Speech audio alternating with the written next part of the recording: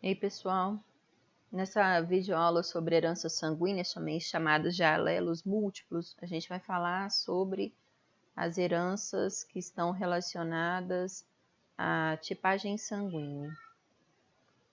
Quando a gente fala de tipos sanguíneos, a gente tem três possíveis alelos: o alelo IA, o alelo IB e o alelo IZIM. E esses alelos, eles podem se combinar gerando genótipos possíveis. O indivíduo que é tipo sanguíneo A, ele vai ser IA, IA, IA, Izinho. O tipo sanguíneo B, o indivíduo pode ser IB, IB, IB, Izinho. O indivíduo que é do tipo sanguíneo O é Izinho, Izinho. E o tipo sanguíneo AB, o indivíduo é IA, IB, que também pode se apresentar como IB e Izinho. Uma informação importante é que existe relação de dominância entre o alelo IA e o Izinho. Então, o indivíduo que é IA-Izinho, ele tem tipo sanguíneo A. E o indivíduo que é do tipo sanguíneo IB-Izinho, ele também é do tipo sanguíneo B, porque existe dominância entre IA e Izinho, assim como entre IB e Izinho. Porém, o IA não exerce dominância sobre o alelo IB, nem o IB exerce dominância sobre o alelo IA. Então, existe codominância quando o indivíduo é IA e B, e existe dominância completa se eu estiver combinando o IA com o Izinho ou o IB com o Izinho. Quando a gente fala, então, de tipo sanguíneo, a gente está falando especificamente da hemácia desse indivíduo. E ela pode expressar na sua superfície o antígeno A, por isso o indivíduo é A, ou ela pode expressar na sua superfície o antígeno B, por isso ele é B. Se o indivíduo for AB, ele expressa tanto o antígeno A quanto o antígeno B. E o indivíduo que é O não expressa nenhum dos antígenos, por isso ele é O. E vamos lembrar outro fator. Além do antígeno ou do aglutinogênio, né? A gente vai sempre se referir aos anticorpos ou aglutinas que esses indivíduos são capazes de produzir. Então, o indivíduo A, ele produz anticorpos contra B, o indivíduo B produz anticorpos contra A, o indivíduo AB não produz anticorpos e o indivíduo O produz anticorpos contra A e contra B. E um detalhe importante é que vocês têm que lembrar que a produção de anticorpos ela acontece mediante exposição. Então, se o indivíduo é do tipo sanguíneo A, eu só vou encontrar anticorpos contra B no sangue dele se em algum momento da vida ele sofreu alguma exposição a essa tipagem sanguínea. Mesmo raciocínio vocês vão adotar para o indivíduo que é B, ele só produz anticorpos contra A se ele em algum momento da vida foi sensibilizado. O indivíduo que é AB nunca pode produzir anticorpos, senão ele vai combater a ele mesmo. E o indivíduo que é O só vai produzir anticorpos contra A e contra B se ele tiver também exposição a esses tipos sanguíneos. Quando a gente fala, então, de doação sanguínea, existe o indivíduo que é o doador universal, quer dizer, então, que ele pode doar para todos os tipos sanguíneos. E existe o receptor universal, que é aquele que pode receber de todos os tipos sanguíneos. O indivíduo que é O, ele é o doador universal. Nas suas hemácias, não tem nenhum antígeno e ele também não tem nenhum anticorpo que possa ser reconhecido como corpo estranho. Então, ele doa para todos. Ele pode doar para AB, ele pode doar para B e pode doar para A. Em contrapartida, o indivíduo que é AB, ele é o receptor universal. Ele pode receber de A, pode receber de B, pode receber de O. O A só pode doar para ele mesmo ou para o AB. O B pode doar para ele mesmo ou para o AB. E o O doa para todos, inclusive para ele mesmo. Como que é esse teste de tipagem sanguínea? Nós podemos encontrar comercialmente soluções contendo anticorpos. Anticorpos contra o antígeno A, anticorpos contra o antígeno B no mercado. E aí os laboratórios adquirem esses anticorpos e guardam para testar. Então, numa situação teste, eles pegam uma lâmina de vidro. Essa lâmina tem que estar desengordurada, tem que ser de primeiro uso. Aí você pinga aqui uma gotinha do anti-A e aqui uma gotinha do anti-B. Depois você vai pingar 2 gotas de sangue para o teste, né? Sangue do mesmo indivíduo. Uma gotinha aqui em cima do anti-A, outra gotinha aqui em cima do anti-B. Com auxílio de palitinhos diferentes, você faz movimentos circulares, misturando o sangue aos soros. E você aguarda um período, que geralmente é indicado na bula do próprio anticorpo que você comprou. E aí você respeita esse prazo e avalia a lâmina. Se você tem aglutinação, quer dizer que o anti-A achou o seu antígeno. Então, nesse sangue tem o antígeno A. E se a reação foi negativa para o antígeno B, quer dizer que o antígeno B não achou o seu antígeno, que é o antígeno B. Então, esse indivíduo não tem o antígeno B. Então, caso o tipo sanguíneo do indivíduo testado aqui é o tipo sanguíneo A. E aqui a gente tem imagens demonstrando como que seria a testagem de todos os tipos sanguíneos. O indivíduo que é A vai ter reação só sobre o anti-A, o indivíduo B só tem reação sobre o anti-B, o indivíduo AB tem reação sobre ambos, o indivíduo O não tem reação nenhuma, por isso ele é O. Vamos falar agora do fator RH. O fator RH é um outro fator sanguíneo, que foi descoberto ao acaso, em macacos rhesus.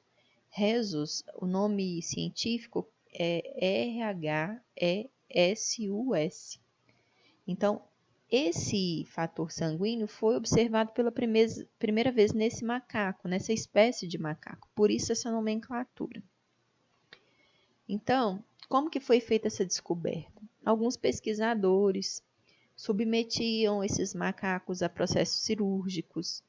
Nesses procedimentos cirúrgicos, alguns animais perdiam um volume de sanguíneo maior do que o esperado, e para ajudar esse indivíduo, eles eram submetidos à transfusão. Só que eles começaram a reparar que depois das transfusões, alguns macacos morriam e outros viviam, se recuperavam com tranquilidade. Então eles imaginaram que talvez houvesse no sangue de alguns desses animais algum outro fator sanguíneo que eles não tinham conhecimento e que era responsável pela complicação e óbito desses animais após a transfusão. E aí eles acabaram, depois de estudos, descobrindo esse novo fator, que foi denominado fator RH. Como que a indústria produz anticorpos anti-RH? Pega-se uma amostra do sangue do macaco rhesus, que é RH positivo, inocula em coelhos que não produzem naturalmente esse fator sanguíneo. Então, o coelho reconhece esse fator como um corpo estranho, gera anticorpos contra esse fator RH, que é chamado de anticorpo anti-RH.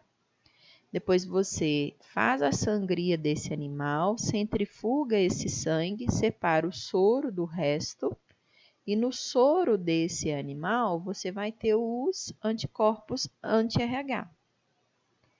Então, isso é purificado e vendido comercialmente. Quando eu quero saber se um indivíduo um ser humano, RH positivo ou RH negativo, eu pingo uma gotinha desse soro, que eu sei que é soro com anticorpos anti-RH, que foram produzidos pelos coelhos, e pingo uma gotinha do sangue do indivíduo que eu quero testar. Se acontecer reação, quer dizer que o anticorpo anti-RH achou o seu fator RH. Por isso, esse indivíduo é RH positivo. Se não houve reação entre o anticorpo anti-RH e o sangue do indivíduo que está sendo testado, é porque ele não produz esse fator RH. Existe uma doença chamada eritroblastose fetal. Ela vai acontecer na seguinte situação: eu tenho mãe RH negativo, grávida de uma criança RH positivo. Como é que isso é possível? Essa criança é metade a mãe e metade o pai. A mãe é RH negativo, então ela deu o Rzinho para o filho dela. Mas o pai dessa criança era fator RH positivo e doou para ela o fator RH. Então, a criança RH positiva está sendo gerada, no ventre de uma mãe RH negativa. Nessa situação, não existe risco para essa primeira criança, porque a gente só produz anticorpos mediante exposição. E essa é a primeira vez que essa mãe está tendo contato com esse sangue, fator RH positivo. Mas no momento do parto, quando eu tenho a saída da criança e o rompimento da placenta, alguns vasos sanguíneos podem ser rompidos. E aí pode ser que o sangue da criança, RH positivo, entre em contato com a circulação sistêmica da mãe, RH negativo. Nessa situação, a gente classifica essa mãe como sensibilizada. E nessa sensibilização, cerca de um mês depois, ela já tem circulando na sua corrente sanguínea anticorpos anti-RH. Para essa primeira criança, não existe risco não. Mas para essa segunda criança, da segunda gestação em diante, se a criança gerada também for RH positivo, existe risco para ela. Porque a gente sabe que na circulação placentária, não só gases, nutrientes, mas também anticorpos passam da mãe para o bebê. E nessa situação, a criança estaria produzindo um sangue fator RH positivo e a mãe destruindo esse sangue em decorrência da produção e amplificação desse anticorpo anti-RH. Para evitar esse problema, normalmente, lá no início do pré-natal, eu testo essa mãe. Se eu descubro que ela é RH negativo e o pai é RH positivo, eu vou imunizar essa mãe. Eu dou a ela uma vacina. A partir desse momento, ela não vai se sensibilizar mais, ela não vai produzir anticorpos antifator RH. E aí eu monitoro o risco para as gestações.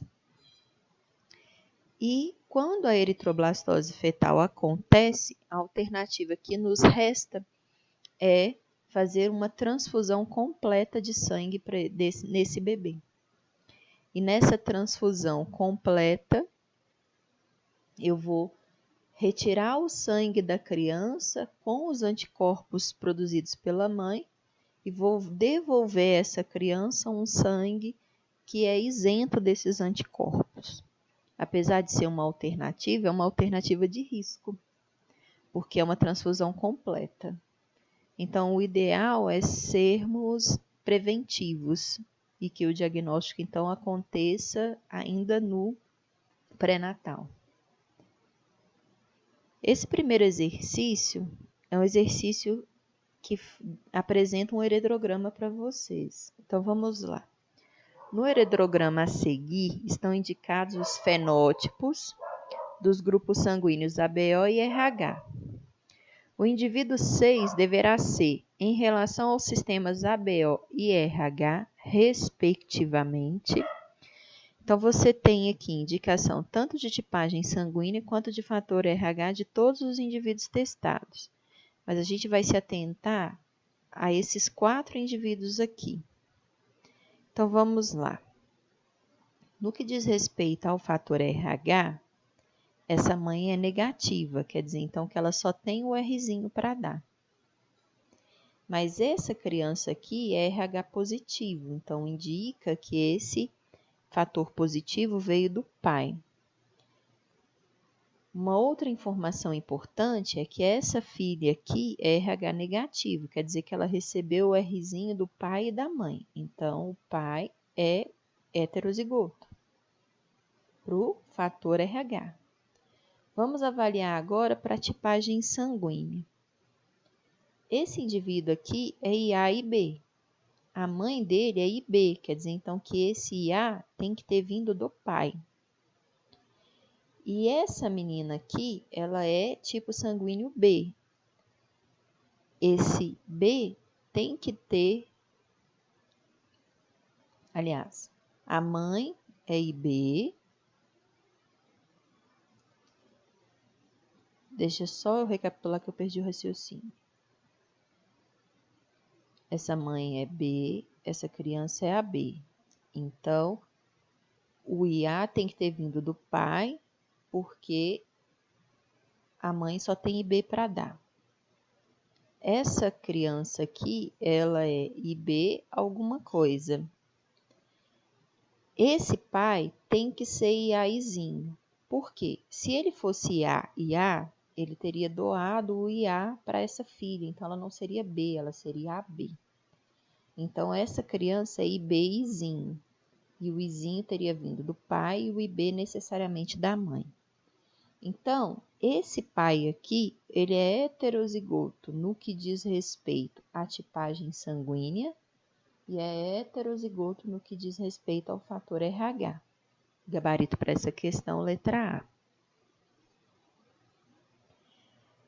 E o segundo exercício proposto, a incompatibilidade materno-fetal ao antígeno RH pode determinar uma doença denominada eritroblastose fetal. Se uma mulher foi orientada a usar a vacina anti-RH logo após o nascimento do primeiro filho, podemos dizer que seu fator RH, o do marido e o da criança são, respectivamente, né? Então, se eu estou indicando a imunização dessa mãe, quer dizer que ela é RH negativo, o marido com certeza é RH positivo e a criança gerada é RH positivo. Durante o parto, então, no rompimento da placenta, parte do sangue fetal teria sensibilizado a mãe e para evitar a produção de anticorpos pela mãe, eu vacino logo após o parto para garantir a segurança dos demais filhos que esse casal venha a ter.